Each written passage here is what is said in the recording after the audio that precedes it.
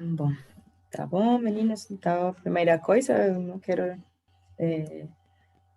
nem reemplaçar um professor, nem um médico, muito menos um especialista nesse negócio. Isso é muito difícil.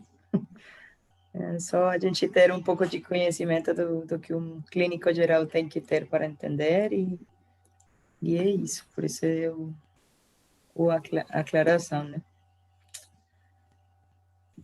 Então, o que a gente teria que saber das anemias?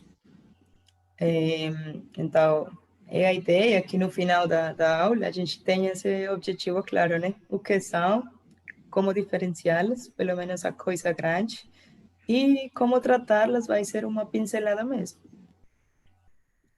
Então, esse negócio aqui é muito interessante, só que acontece a mesma coisa que com as leucemias, né? A gente fica, é chato, a gente não vê, a gente não entende, então deixa para lá e sai, tirar ele do começo da discussão, né? Então, a ideia aqui não é falar tanto das etiologias, como falar o que fazer com o paciente com anemia, né? O como eu chego no diagnóstico, né? Na etiologia. E então, a primeira coisa que a gente tem que entender é que anemia, como tal, não é uma doença. Doença é o que causa as anemias. Então, ele, como tal, é um signo, é um sinal que aparece no hemograma e tal. Ele tem algumas manifestações clínicas, a gente vai falar um pouquinho, mas o importante é saber que ele é um sinal, tipo uma equimose, dor, alguma coisa assim, que tem muitas manifestações, mas não é como tal uma doença. Ele tem muitos motivos da doença. Então, a mulher, a gente já conhece que tem uma perda menstrual maior do que o homem, né? Com certeza.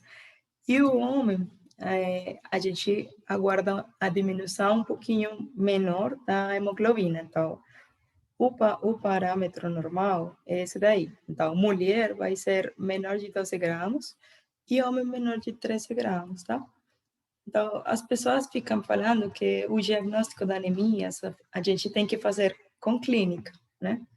Porque ele tem, lógico, tem uma clínica, tem palidez, tem astemia, sonolência, fadiga, disneia, tem, lógico, cefaleias, mas tem muita coisa que só é o significado de não ter oxigênio nas células, né?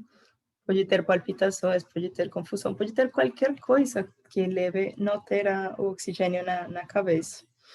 Então, acontece que mais nos latinos que nas pessoas de primeiro mundo, que a gente se adapta, né? A gente se adapta e eu já tive pacientes com 8 de hemoglobina e super tranquilo, né? Mas, porque depende da velocidade de instauração. Se a gente tem 15 gramas de hemoglobina e por um acidente, por um sangramento grave ou alguma coisa assim, ela cai para 5 gramas, é muito delicado, ele vai ter muita sintomatologia. Mas se tem 10 anos, de 15, 14, 13, o tecido se adapta, tá?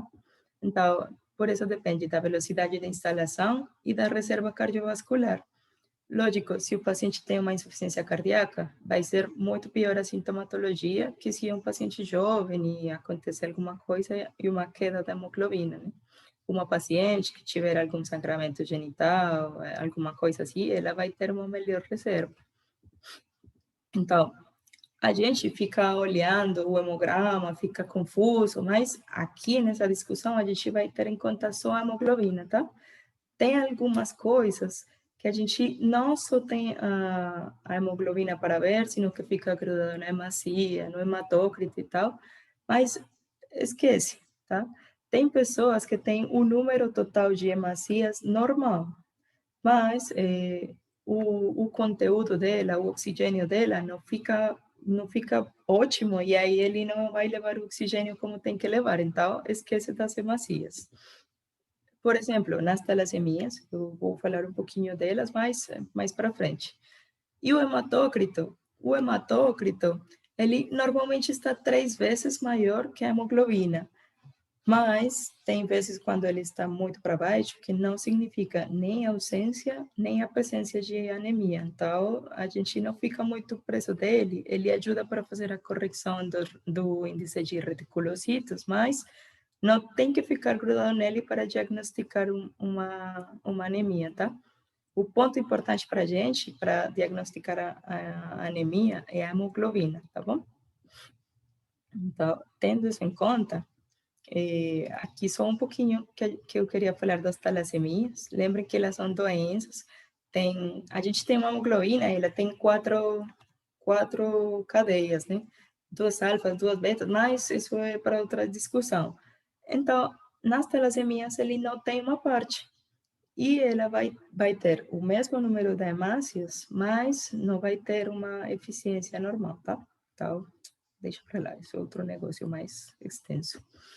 Então, o ponto aqui para a gente é a hemoglobina, tá bom? Não esquecem disso aí. Então, mulher menor de 12 gramas já é diagnóstico, homem menor de 13 gramas já é diagnóstico, tá bom? Aí, tendo isso em conta, a gente já pode tratar, só que não. Por quê? Porque a gente precisa fazer a classificação, tá bom? Então, a gente vai para cá e vai entender que a gente precisa ter uma causa. Ele diminuiu, mas por quê?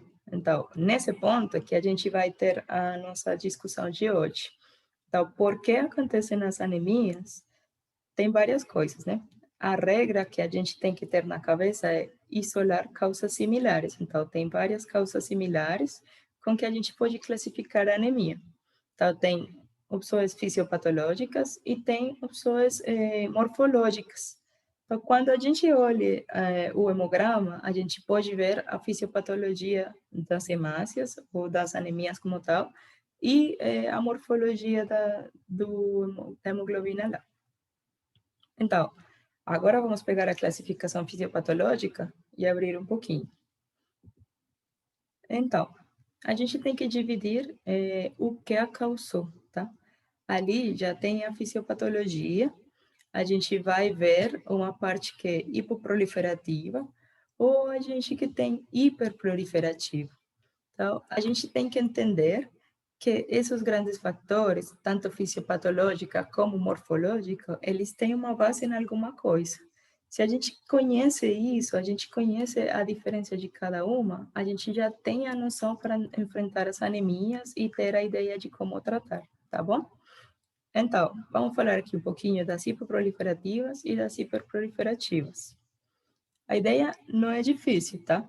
Mas as anemias hipoproliferativas, eles têm uma pouca proliferação medular, tá bom?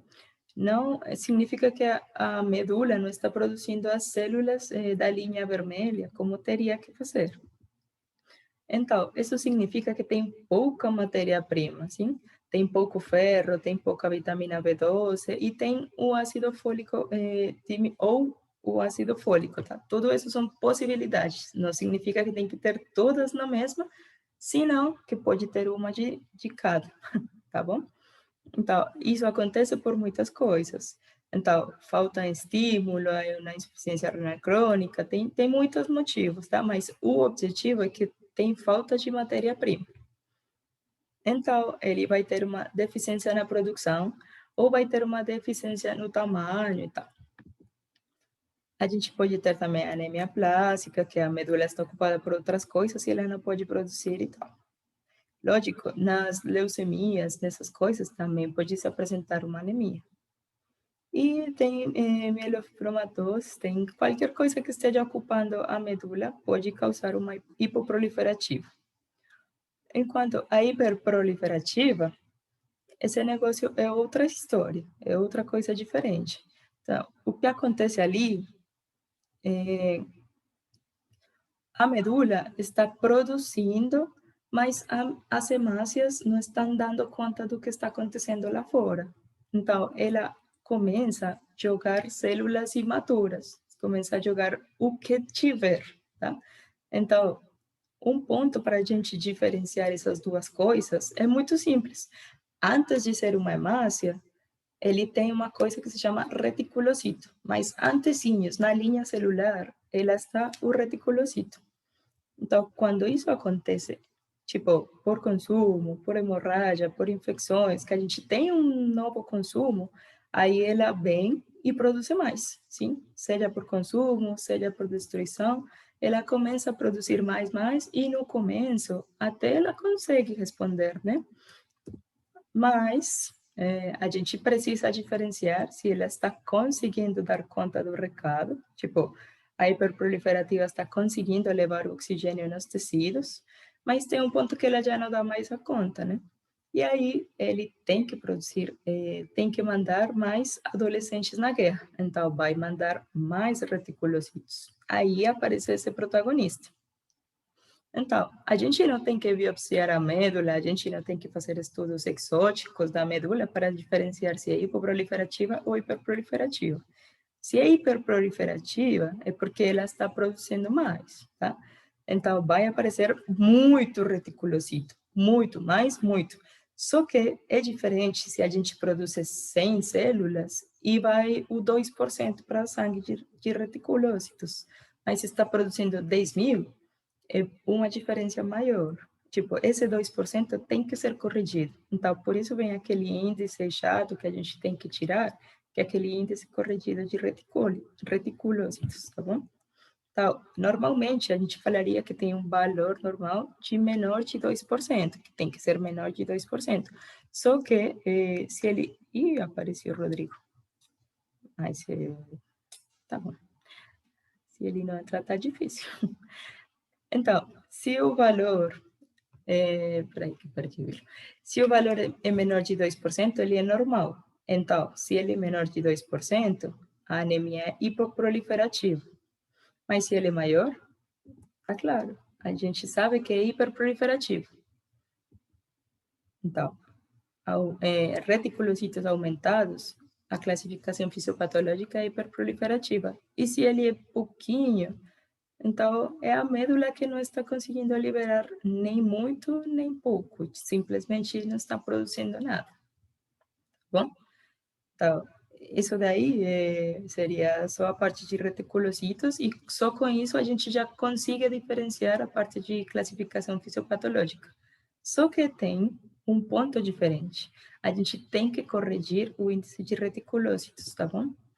Então, o reticulocito é uma célula que é adolescente, então ele vai na corrente sanguínea e ele vai tentar suprir o que teria que fazer o hemácio, tá bom? Então, o que é normal para a gente falar que está alto, não, tá? A gente aprende que o mais de 2% já está alterado, mas a gente precisa fazer a correção, tá bom? Então, a correção, aqui aparece o hematócrito do paciente por o número de reticulocitos. E a gente divide, ou a gente faz a comparação com o hematócrito normal. Então, ali é onde a gente diminui o número de reticulocitos e aí vai dar uma correção. Então, às vezes ele aparece como 4%, mas no momento que a gente faz a correção, ele vai para 1,8 ou alguma coisa assim, então não é um problema de hiperproliferação. É um problema que a quantidade está muito concentrada, tá bom? Esse negócio aqui é um pouquinho confuso, mas a gente olhando assim vai ser muito mais prático. Sempre tem que corrigir. Toda vez que ele parece alto, a gente tem que corrigir. Como se a gente fez uma regra de 3 todo o tempo. Tem que ter na cabeça que aquele índice que está no hemograma, a gente tem que fazer uma pequena correção para saber se é hipoproliferativa ou se é hiperproliferativa. Só isso por enquanto. Então, depois de fazer a correção, ali é onde a gente olha se tem 2% ou se ele vem por em de 100 mil por mililitros, tá? Se tem mais de 100 mil reticulocitos por mililitro cúbico, aí já ele está hiperproliferativo, tá bom? Mas tem uma regra além de tudo isso, para não ter a confusão se tem muito reticulocito ou pouco. e é isso daqui. Se o hematócrito é menor que 30, ele tem que dividir de novo. Ou seja, o índice de reticulocitos corrigido, ele tem que ser dividido em 2. Tá bom? Então, a gente faz essa correção e sempre vai diminuir a contagem. Então, normalmente, uma anemia hiperproliferativa, o índice de reticulocitos está muito alto, tá? Normalmente, as provas botam ele muito alto. Agora, a gente já tendo em conta essa fisiopatologia, a gente já sabe tudo. A gente já tem hipoproliferativa, hiperproliferativa e tal. Só que agora, a gente vai falar um pouquinho de uma parte que ninguém entende. A gente vai falar de hipocrômica, hipercrômica, hiper. Então, começam as pessoas a falar anemia hiper, normo. Então, todo mundo fica confuso. Mas, a partir de agora, vocês vão ver que é muito sencillo, muito simples. A gente tem a forma da hemácia. É só, tipo, olhar a pessoa, ei, muito prazer, eu sou Marcela, você é hemácia, a gente está vendo se ela é alta, se ela é baixinha, se ela está muito vermelha, se está muito branca e tal. Então, esse negócio daqui é a classificação morfológica. É simplesmente olhar a hemácia, olhar a estrutura dele. Então, para isso, a gente tem duas coisas no hemograma. Um deles é o volume corpuscular médio. Ali, a gente olha se o tamanho é pequenininho, se é muito grande ou se é normal, tá bom? Se ele é menor de 80, que é o tamanho, como falar, é menor de uns 50 metros, então a gente já sabe que é pequenininho. Ou se ele é maior de 100, ele é muito grande. Então, ali, já a gente está conseguindo olhar o tamanho da hemácia. Então, para você lembrar, tem normais, entre 80 e 100, tem pequenininhas, menores de 80, e tem maiores, que são os de maior de 100, tá bom? Isso que as pessoas conhecem como normocítica, microcítica ou macrocítica. A gente resolveu essa parte, eu demorei bastante, tá? E a outra coisa que a gente olha para a morfologia da hemácia é muito importante porque isso faz diagnósticos. Então, tem a concentração da hemoglobina corpuscular média ou a hemoglobina corpuscular média como tal. Os dois dados estão na hemoglobina. Então, tem alguma pálida e tem uma muito queimada, tá bom? Então, quando ela está normal, é normal, né? Mas, quando ela está hipocrômica, ela está muito pálida, ela tem muito pouca hemoglobina, conteúdo de hemoglobina. E quando ela está muito corada, muito vermelha, ela é hipercrômica, tá bom? É só isso. Agora já a gente tem isso claro. Só que aqui tem uma parte que, quando a gente vê a concentração da hemoglobina corpuscular, o normal é de 32 a 36. Espera aí. E quando a gente tem a hemoglobina corpuscular média, os valores são os que estão entre aspas, entre 28 e 32. Não é muita diferença. Os dois dados estão no hemograma. Então, é muito simples que a gente defina se ele está muito claro ou está muito vermelho. Tá bom? Bom dia. Oi, Rodrigo, tudo bem? Relaxa. Mais ou menos. Ah, tranquilo. E ela igual vai ficar gravada para vocês três, tá? Depois de eu editar, eu vou subir ele no YouTube e eu mando o enlace. Não se preocupa para isso. Tá bom? Então, continuando, porque eu sei que vocês três têm coisinhas para fazer agora. Então, quando a gente já tem isso aqui, já tem a morfologia da hemácia, a gente tem como fazer muitos diagnósticos. Então, a primeira coisa que a gente tem que ter na cabeça é aquela coisa que fala de tem uma anemia microcística hipocrômica. Então, a gente já sabe que simplesmente que não tem suplemento, né? Então, a gente ali, isso é das anemias que são ferroprivas, sim? Ali, a gente já sabe que tem a primeira causa é anemias ferroprivas. Depois disso, a gente pode ter as talassemias, tá? Mas é muito longe. A principal é a privação de ferro, tá? Então, a gente tem que ter em conta isso. que aparecem nas talassemias, mas é o segundo em frequência e muito, muito longe. Tá? Agora, a gente tem as anemias normais, normocítica, normocrômica. Aí a gente tem que ter em conta que a causa mais comum, por isso está aquele velhinho, é aquela anemia de doença crônica, tá bom? Para que vocês tenham em conta. Anemia de doença crônica, isso aí. Agora, quando tem uma hemácia gigante, então a gente tem que ter em conta que tem um monte de coisas que podem acontecer ali, mas anemia megaloblástica é uma, falta de B12, ele pode ter síndrome mielodisplásico, tá? Então a gente tem que ter em conta que o hipotiroidismo, ele cria hemácia grande, mas hipertiroidismo, ele vai fazer as hemácias pequenininhas, tá bom? Então, para que tenha essa coisa ali. Por quê? Porque, lógico, o hipertireoidismo está criando muito. Então, ele pega as pequenininhas e tal. Agora, a gente tem uma coisa que é diferente, né? Que é uma hemácia pequenininha e muito, muito curada. Quando a gente tem isso, a gente normalmente não está olhando uma hemácia normal, sino que ela pegou todo o conteúdo da hemoglobina e juntou numa mesma bola. E ela faz uma esfera, sim? Tem uma doença que faz isso. E aí o formato bicôncavo da hemácia, ela fica redondo, fica igual uma esfera, literal. Aquela esfera de dragão que a gente assistia quando era criancinha, é isso, só que vermelha. Então ela fica muito vermelha e muito pequena. Então ela vai ficar assim, tá bom? Então esse volume a gente vai encontrar em uma esferocitose, normalmente uma esferocitose hereditária e tal, ou tem outra que eu vou comentar um pouquinho mais para frente, tá bom? O que acontece é que concentrou toda a hemoglobina e aí ela ficou como uma esfera, lembrem da esfera, tá bom? Então, já tendo essas coisas em conta, a gente já consegue diagnosticar muita coisinha. Lembrem disso aí, é muito legal. Agora, vamos brincar com outra coisinha da parte da morfologia.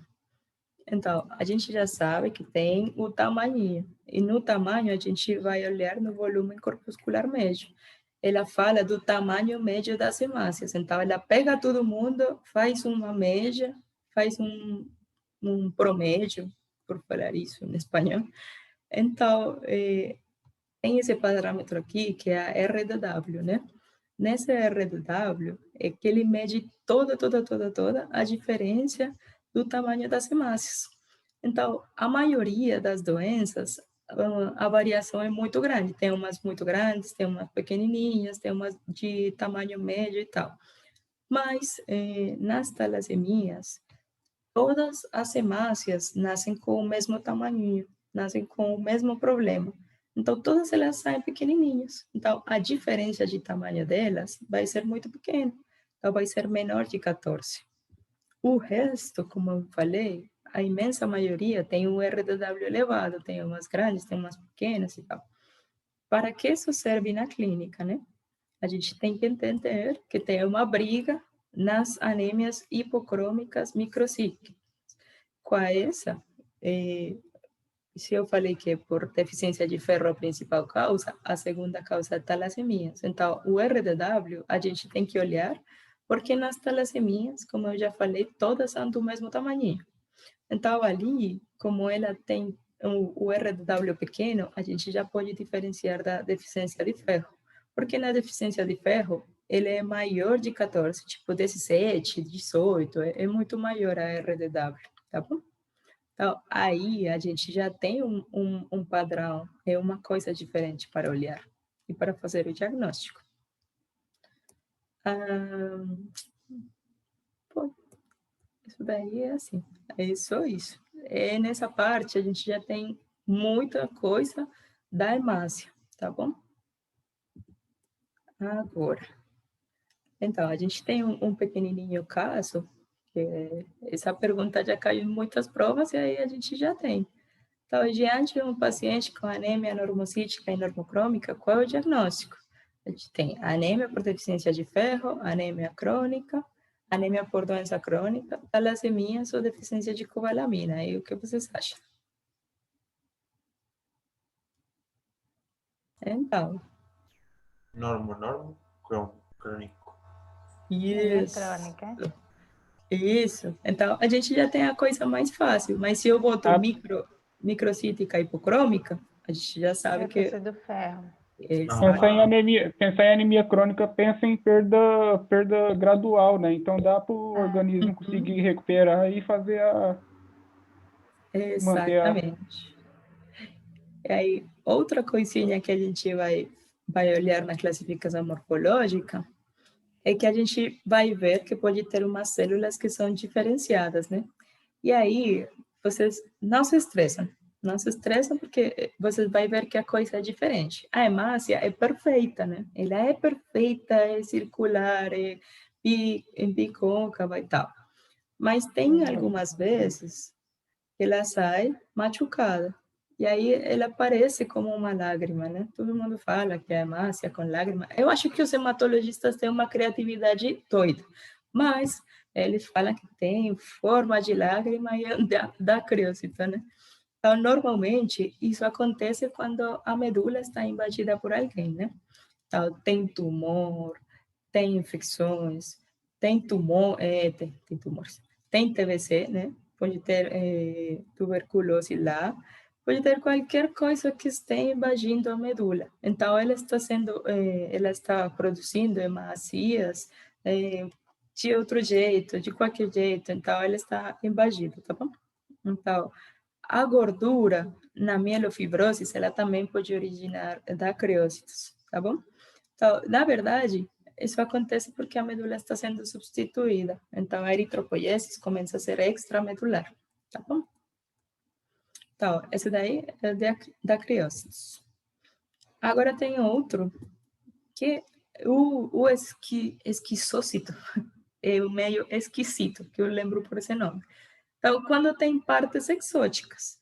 Então, ele tem algumas hemácias normais que a gente vê aqui, que é lindo, lindo, lindo, e tem uma forma de empada, tem outra em forma de qualquer coisa, de lixo, tem outra em forma de capacete, sei lá, muita coisa. Então, quando a gente tem esse monte de hemácias ali meio doidas, a gente já sabe que alguma coisa está acontecendo, né? Então, normalmente, eles estão causados por doenças da microcirculação. Por que isso acontece? A hemácia vai viajando tranquilo e ele lá na microcirculação, nos pequenos vasos, ele encontra um obstáculo. Aí ele bate, e aí corta o braço, corta a cabeça, corta as duas pernas. Então, as diferenças de morfologia é isso mesmo, ela perdeu partes, sim? Lógico, é hemolítica, porque o vaso vai olhar para ela e vai falar, cara, eu não gosto de hemácia feia, então ela vai matar a hemácia, essa hemácia já era, né? Então, tem muitos exemplos, muitas doenças podem causar isso, mas tudo o que tem que ver com a microcirculação.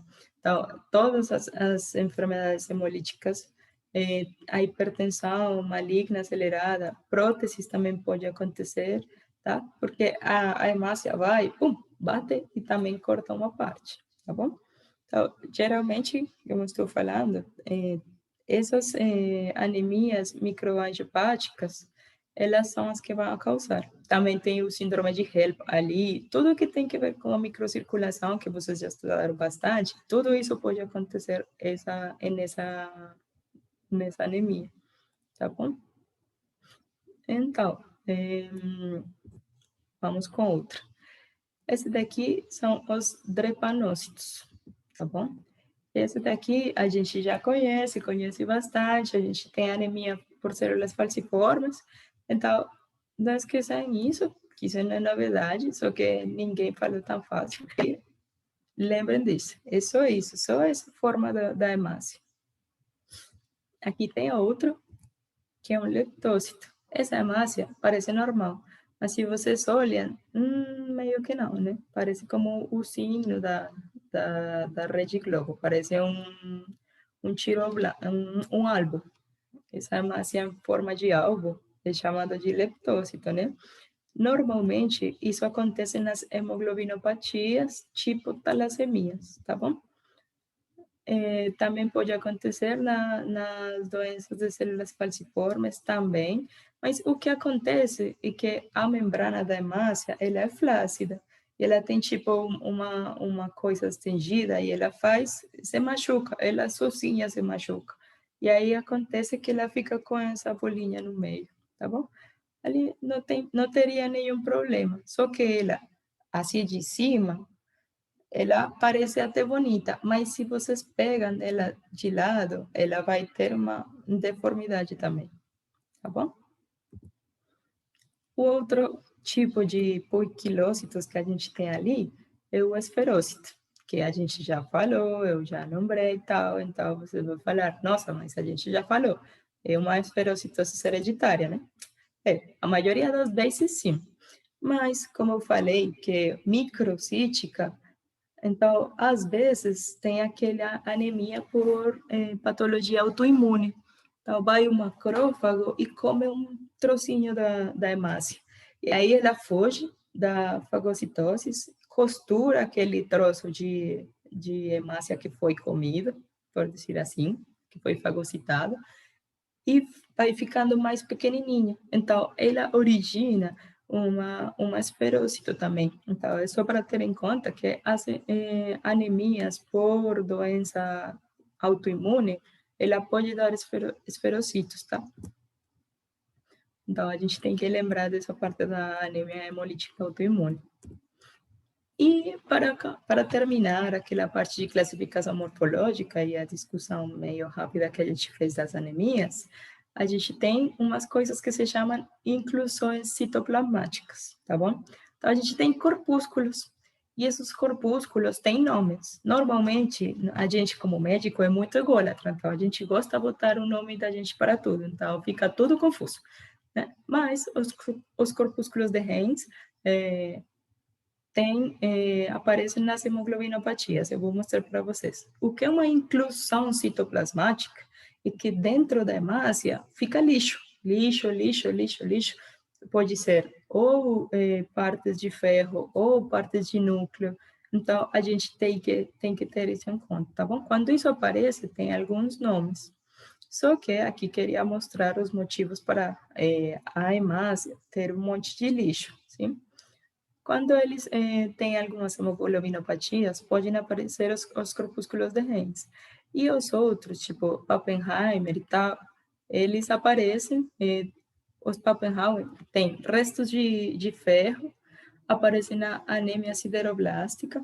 A gente já sabe que a anemia sideroblástica é aquela situação que o paciente não consegue introduzir o ferro na hemácia, e o ferro fica perdido. Aí ele entra por outras partes e no microscópio, os que ficam com o olho no microscópio, eles conseguem achar o ferro lá. Então, normalmente, o vaso, ele não gosta de hemácia feia, né? Ele tem a responsabilidade de tirar as porcarias da hemácia. Então, por isso eu botei ali que o vaso não gosta de hemácia feia, ele tem um toque. Ele gosta da hemácia perfeita, então ele consegue começar a tirar as coisas. Esse corpúsculo, ou esse lixo de Pappenheimer, ele também aparece na anemia falciforme. E o último é de Auer-Holly, em português, que eles falam meio estranho, mas tem fragmentos nucleares, né?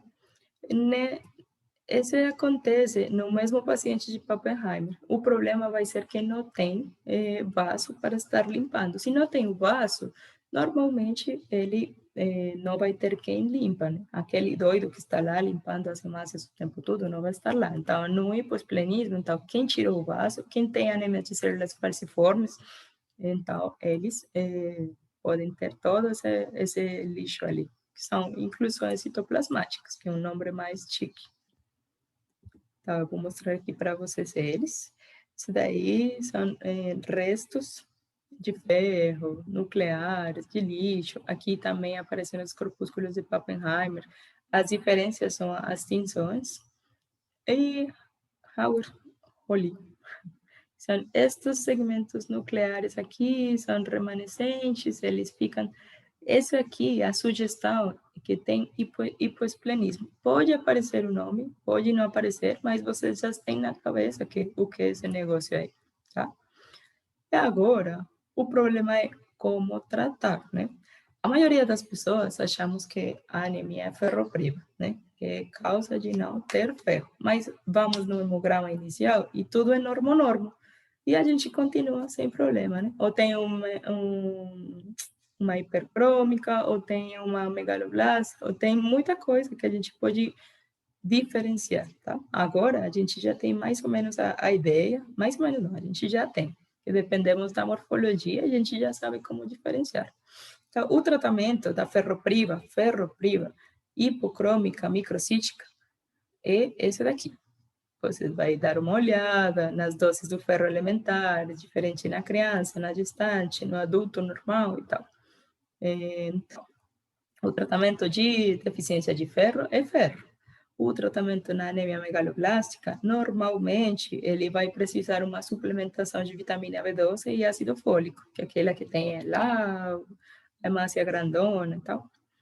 E a gente suplementa, dependendo da dose, vitamina B12 1000 microgramas, sim. Normalmente se hace parenteral, às vezes também pode ser oral, lógico, a absorção é diferenciada. O ácido fólico vai ser 1 miligrama por dia, e a gente tenta dar no mínimo por um mês e fazer de novo outra olhada das hemácias. Ali tem anemia falciforme, a gente já sabe, dependendo da etiologia, ali se a gente já consegue fazer um diagnóstico certinho, a gente já vai... Tem outras anemias que a gente fala, isso daí é muito estranho, isso daí não é falta de ferro só, a gente tem que mandar para outros estudos, mandar para o especialista, mas normalmente quando é diferenciado, tá? Então, anemia falciforme, lógico, ele vai ter tratamento diferenciado, vai estar em acompanhamento, mas a gente já sabe de onde vem e qual é a morfologia dele. E a anemia de doença crônica, normalmente, depende da doença crônica, né? A gente tem que tratar a doença do paciente. Por isso que no começo eu falei que a anemia como tal não é a doença. Se a anemia fosse a doença, a gente teria um protocolo de tratamento dela, mas o que a gente tem que ter na cabeça é como diagnosticar ela e como fazer as diferenciações. Então, lá no começo, eu falei que o objetivo era pelo menos saber o que era, a gente já sabe, não é simplesmente sintomáticos, que o paciente está meio pálido, tem muitas causas que o paciente esteja branquinho, né? Mas o diagnóstico, o padrão de anemia vai ser a hemoglobina, tá bom? E era isso, eu acho que era isso. Isso daqui são as referências, normal. E os bancos da imagem de tudo isso que a gente tirou. E qualquer dúvida, qualquer coisa que você quiser falar, pode ser agora ou pela noite. Oi.